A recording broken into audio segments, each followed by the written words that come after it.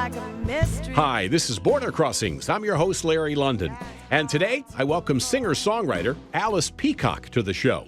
Alice has been busy raising a family since the release of her last album in 2009. Now, she's back, and she's got a new album inspired by her home state called Minnesota. Although she has lived in several states, she's decided to focus on the Star of the North, which is the Minnesota state slogan. On today's program, Alice will perform new music from the album, and she'll tell us the story behind her new songs. Stay tuned for Alice Peacock coming up on today's Border Crossings. Waiting for water, I drift through this dry spell.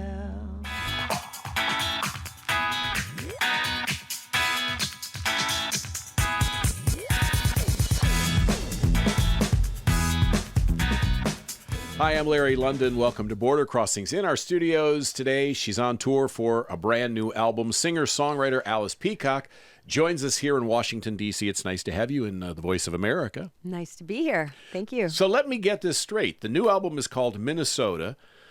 You lived or live in Ohio, and you recorded it in Nashville. I like to go to all the places. You've covered all the map. Yes. Yeah, I like to say I'm living in all the states in the Midwest. Tennessee's not necessarily Midwest, but it's in the center, Yes, sort of. yes. Yeah. No, I grew up in Minnesota and lived in Chicago for a long stretch of time.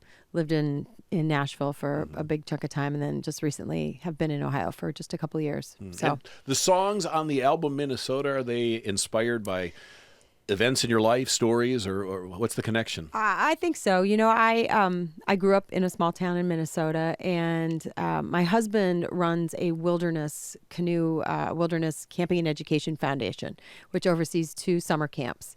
So we get to spend our summers up on the Minnesota-Canadian border, which is amazing. And my kids get to be very free range and catch frogs and climb trees and do all the things that I did when I was a kid, Right. and fall asleep to the sound of loons on the lake at night. And there's something about being able to be back in Minnesota that is just very evocative to me. The smells, the sound, the red-winged blackbird has a very specific bird call, and I don't know, there's just something about coming back to the place that you grew up in, which was a happy accident. You know, I mean, he just happens to have this job that brings us there in the summer. Wow. So I think, I mean, the song Minnesota is kind of homage to that, but I think the record, realistically, I have 7-year-old twins and an almost 10-year-old son, and the twins were in full-day kindergarten last year. So all of a sudden I had a little time. Right. And I had this, cache of songs that I'd written for the last few years since they were babies, but, I really hadn't had time to get into the studio. So, Your last album was, I think, 2011? yeah, I did a live record. I did a duo project. I did a live recording, but my last studio solo album was about 2009. My son was born in 2010, so things kind of ground to a halt Wow. after that. But I mean, I was still writing and I'm still touring, just trying to find that mom artist balance. And I'm 90% of the time momming pretty hard, and the rest of it I'm trying to make space for music. This is a demanding career for somebody who is a mom, and you have young ones Yes. at home. So, I mean, you have to be on the road, you have to be touring, you have to be promoting. Not easy to balance both. No, and my first priority really is being their mom, and I don't want to miss any of that, because I was actually just giving an interview the other day, and the interviewer said, well, it's been about 20 years since we last talked, and I thought, wow, yeah, because it has been since my first record. I mean, it's been about that long, and time goes by really fast, and I don't want to miss out on their childhood. But I'm also an artist, and I also know how important making music is for me. And it's, it feeds my soul. So I think it's that battle as a parent that, you try to make room for them both. And I think as they get older, I'll be able to get out on the road more. But yeah, I mean, for instance, my husband was traveling and he got home late last night, and I gave him the quick run through, and tonight's our daughter's dress rehearsal for the Nutcracker. So you got to put her hair in a bun on the top of her head. And the boys are doing this fundraiser at school, and so has to basketball practice, and blah, blah, blah, blah. Bye, see ya. Right. And it's a switch. It's a weird switch to go from, being a parent to all of a sudden, here I am, and I get to be interviewed by you, and I get to go play songs tonight and tomorrow night, and people show up and the clap. That's good. That's good when that happens. I know. I'm not in my pajamas. I get to have adult conversation. So it's really like a vacation. Now, how is the changing that you've gone through in the last few years affect the kids? Because 10-year-olds, can get affected. I mean, they're not kindergartners anymore. Right. You're 5th grade. You're going to be in middle school soon. So how does that move around, changing friends, changing bass? Oh, us moving. Yeah. Well, kids are pretty flexible, but yeah, we moved. My son was in 2nd grade, so he's in 4th grade now. So he was able to transition pretty easily. But yeah, I think, now that we're there, I think we need to be there for a while. That's not, I think that is hard to move when your kids are older. And I moved. I remember my family moved right before my junior year of high school, and it was not fun. But on the other hand, it made me, I think, a more flexible person, and also allowed me to practice meeting new people, which Right. prepared me for college. Sure. So, And you've told your 10-year-olds, I did it, you could do it. he I'm did sure. fine. And plus he was the new kid, so he was intriguing. Gotcha. Yeah. All right, we're Yeah. talking with Alice Peacock, and if you wouldn't mind doing a song, we'd love Sure. to hear some music. This is the title track to the record, Minnesota.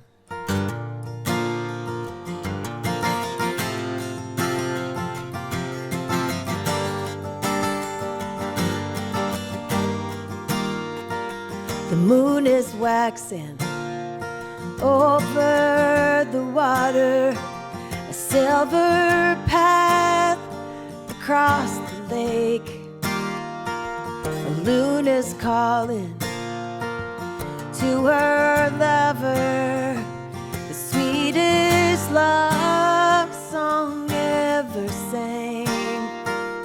Minnesota, land of my childhood, you are flowing through my veins, and I am drawn to your safe harbor, forever thirsty for a drink. Last night we watched the electric light show, playing wide across the sky. Sat on the front porch in sacred silence. Yeah, the sparks almost made me cry. Minnesota, land of my childhood, you are flowing through my veins, and I am drawn to your safe harbor, forever thirsty for a drink. Like the willow, my roots grow stronger, searching deep, searching wide. I wanna linger a little longer until I reach the other side. The moon is waxing over the water. A million stars fill up the night. I am nothing, I am holy, a voyager under northern lights. Minnesota, land of my childhood, you are flowing through my veins, and I am drawn to your safe harbor, forever thirsty for a drink, forever thirsty for a drink.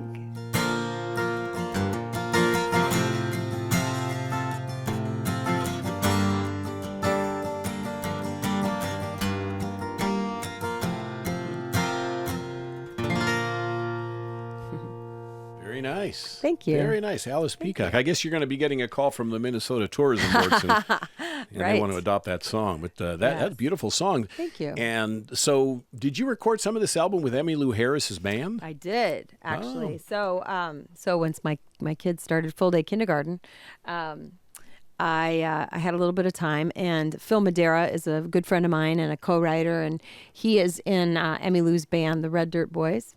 And he said, Emmy's going on tour this winter, but we're in town. And the cool thing about recording with us is we play together all the time. We kind of speak this communal language. So if you come on down to Nashville, I bet we can knock this out, pretty cost effectively, get it done in a week. And so we did. So I went down and we cut 10 songs in 2 days. So all my vocals are all my lead vocals are live, and we'd do a take and it'd feel pretty good. And we'd say, let's just do one more. And then the guys, someone would say, well, that felt pretty good to me. And someone would say, yeah, it didn't make me mad. And we'd move on, which, is kind of scary. I mean, as a singer, it's like, well, it wasn't perfect, or I might have been able to sing that better. But in the defense of that process, I feel like they were all real performances, and it felt very much like we were all listening to each other, because we were. And so we cut the main tracks in 2 days, and then we brought in just a few extra instrumentals. John Painter put some horns down. We just Derry Daughtry sang some harmonies. Yeah, it was fun. And it was they're all pretty crackerjack musicians. I mean, Will Kimbrough and Brian Owings, Chris Donahue, Phil Madera, Wayne Kirkpatrick, who wrote Dry Spell with me, played acoustic guitar, and yeah. And so Emmylou Harris is known for kind of bluegrass and in country genre. So is that kind of your lane? Is that where you... Well, she is. She's known for that, but she's also known for, she's I think has incredible taste in songwriters. She records, I don't know, she just finds really cool songwriters and does great covers of their stuff. I think my music is very rooted in roots, in the folk tradition, and that, I'm sitting here and I play guitar. I write songs on guitar, on the piano. But growing up, I listened to Neil Young and Joni Mitchell, of course, and Sean Colvin and Jackson Browne, and sort of the classic singer-songwriters. I think if you can pare a song down to just you and your guitar, or you and your instrument. I mean, Dolly Parton wrote "I Will Always Love You" and sings it like Dolly Parton, but then Whitney Houston also made a huge hit of it. So I think a good song is a good song, no matter. True. It just, the production is just the frosting. And your favorites on the new album? Well, I wrote a song for my son when I was a new mom, and I'll play that for you next. And I still sing it to him every night before he goes to sleep, even though he's almost 10. Sometimes I don't make it all the way through. He, that's when he opens up and decides he wants to talk to me. It's like right before sleep. So, of course, I have to... That's the time when I'm trying to speed things along, and he's like, what's her name at school? Or what did he ask me the other night? He said, how do you know when a girl likes you, Mom? I know. Oh. I was like, it is 10 o'clock and you need to be sleeping, but I want to hear this. Let's have the talk. Let's have this Let's have the talk. conversation. Yeah, but he's still, they like me to, I have different songs that I sing to them, and That's great. That's our thing. Well, I'll it's a miss good lead it. into the Yes, song. I feel like I should be in tune though, so we can talk amongst ourselves while I tune. All right. How did I? Do your kids all like your music? Do they say "Yay, mommy," or do they say "Mommy"? Well, there was a time, and in fact, I reference it in this song, where Joe, my oldest, would tell me not to sing to him at night, and he'd be like, "No, don't sing." He's like, "You're good with books. Like, read the books. You're good with, doing the voices and things." And so now he tolerates me, I guess. It'll Yeah. get to an age where he starts saying, "Mom's a singer. Mom, sing." Right. Yeah, he has a lovely voice. They all do. They're all very, yeah, they all, I'm not pushing anybody toward music, but it is kind of, it's fun to, when you hear them kind of sounding out things on the piano in the other room or singing to themselves. That's just very sweet when a kid's singing, and somewhere along the line, someone hopefully I don't know. I just think it happens to too many kids. But someone says, "Oh no, don't sing," or "Why don't you stand in the back, and choir?" And it breaks my heart because Right. we all, what's that song? All God's children got a place in the choir. Some sing low, some sing higher, some sing out loud on the telephone wire. Some just clap their hands. Anyway, yeah, I know. I'm a mom. Sorry. Okay, so this is a song that I wrote for my son called "Free and Wild." Go to sleep, my baby child. Let your dreams run free and wild. I'll be there when you wake up, so close your eyes, my baby love. And I will catch you when you fall, 'cause your mama loves you most of all. With a love so fierce, it almost hurts me. Here come the tears, and now I can't breathe. But I'm lucky to love, lucky to feel, lucky to have someone in my life who shows me what's real and what's true. All the things that I'm learning, loving you. Your mind is such a magic place. You're filled with vision, blessed with grace. I love it when you sing along to your favorite new TV song. But you don't like it when I sing. You say, "Mama, you're good at other things, like reading books and doing all the voices. And when you put your cold feet on me, I have no choice but to say I'm lucky to love, lucky to feel, lucky to have someone in my life who shows me what's real and what's true. All the things that I'm learning, loving you.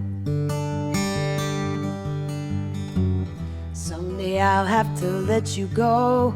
Someday I'll have to trust that you can do it on your own.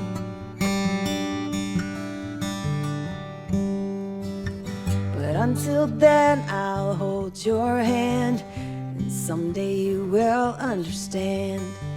When you have a child yourself, you'll think of how your mother felt and how I can't imagine my life before you came and brought your light, and how your little smile just slays me. How loving you has saved me.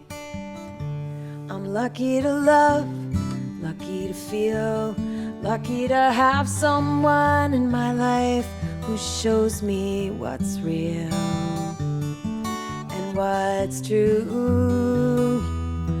All the things that I'm learning, loving you. Yeah, the things I'm learning, loving you. So go to sleep, my baby child. Let your dreams run free and wild.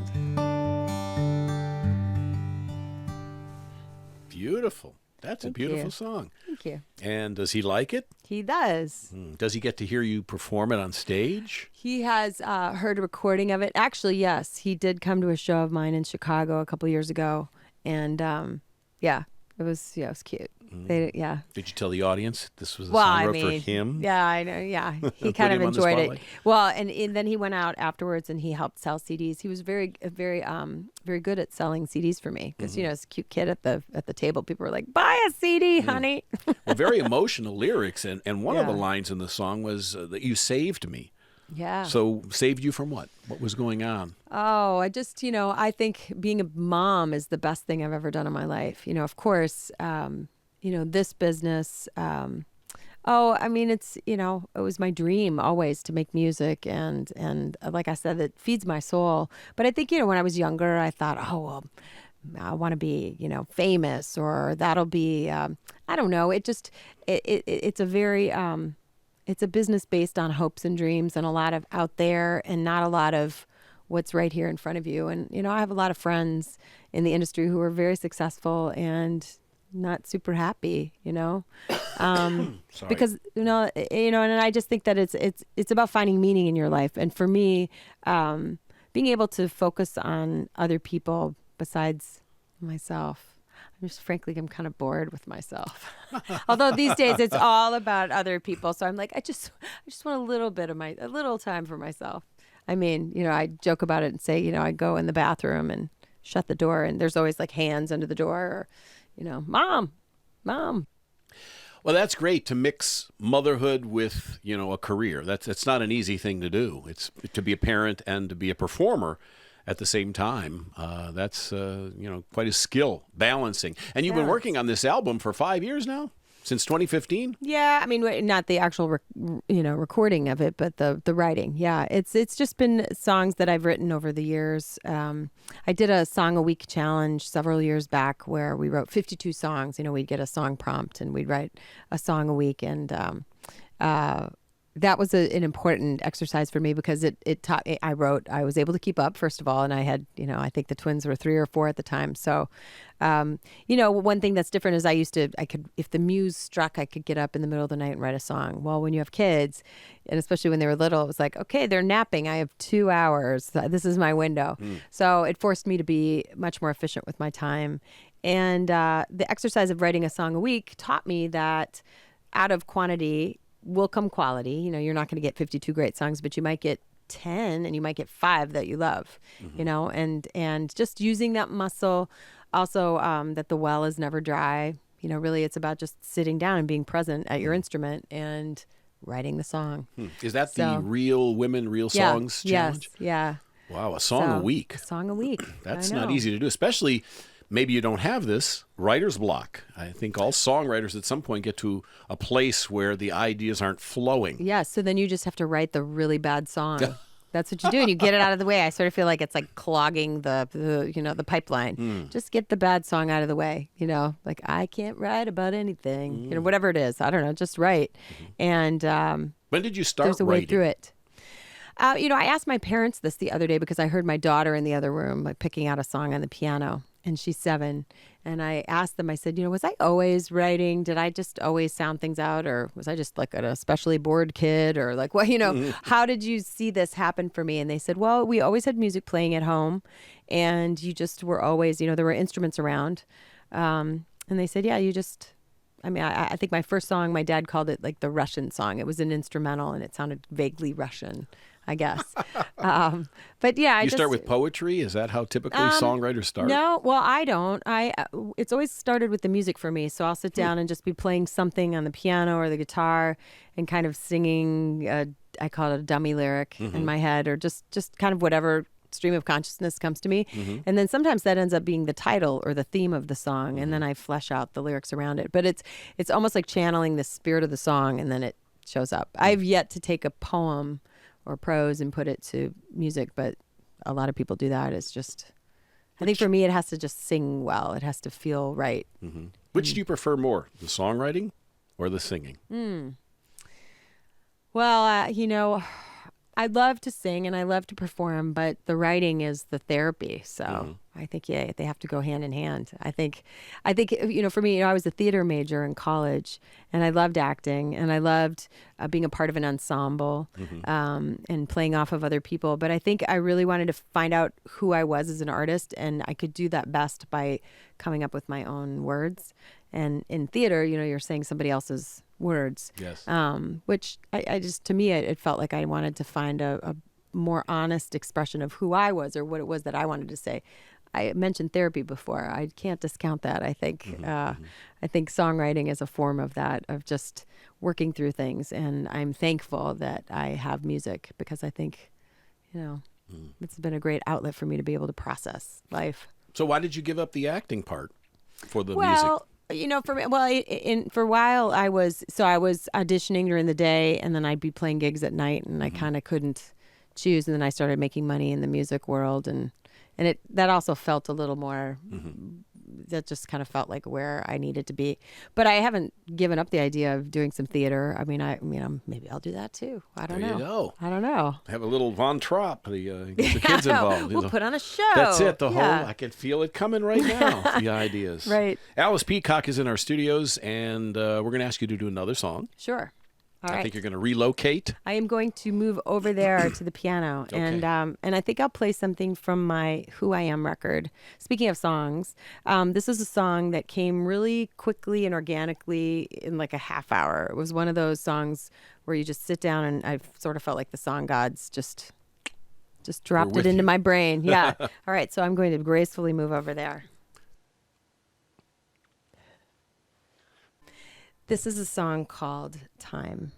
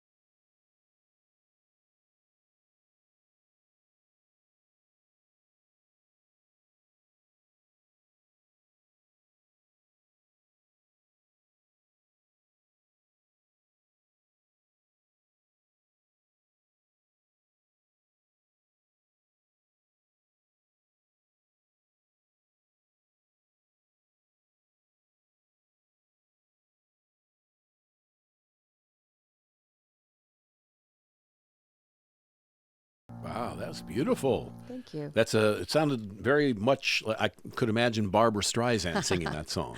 Thank you, know, and- Barbara, if you're listening. And, it sounds like a song that Paul Anka would have written. I mean, it feels like a standard. It feels like I don't know. A I very don't nice know. When the song. song God sends you a standard, you write it. I don't know. I mean, of course, I love that whole Great American Songbook. The chord structure, Cole Porter songs, so funny and clever, and yeah, maybe that'll be my old lady gig. I'd love to learn like real New Orleans stride piano. Sure, and sure. I can play it in the home, and you can be there too. I'll be there It'll watching. be fun. Inspiration. Yeah. Alice Peacock is in our studios. And before you go, where can people find you on social media and on the web? AlicePeacock.com is the website, and Facebook, Alice Peacock Music, Instagram, Alice Peacock Music. What's the plan all for the spots. 2020? The plan for 2020, I've got some shows in California, New Orleans, probably some dates. Shelley Wright and I did a bunch of shows together this past fall, which was really fun. So I think we're going to do some more Gal Pal gigs this spring, and I just some more. Just try and get out to other parts of the country. And I'm starting to write again. So not really thinking about the next record, but I always kind of with an eye to what's coming next. International touring. That would be fun. I would love to get back to the UK. I'd love to get back to the Netherlands. There's a lot of singer-songwriter things happening over there. Again, it's just a little more tricky with kids, but Yes. maybe we could make a family vacation out of it. There you go. Vacation/work. I just see like Chevy Chase. I don't know. It could be exciting. Yeah. Well, thank you, Alice, for joining us. You are welcome. It was Pleasure my- to meet you and love your music. Love your you. sound. Alice Peacock is our guest. Minnesota is the name of the new album. My name's Larry London, and this is Border Crossings.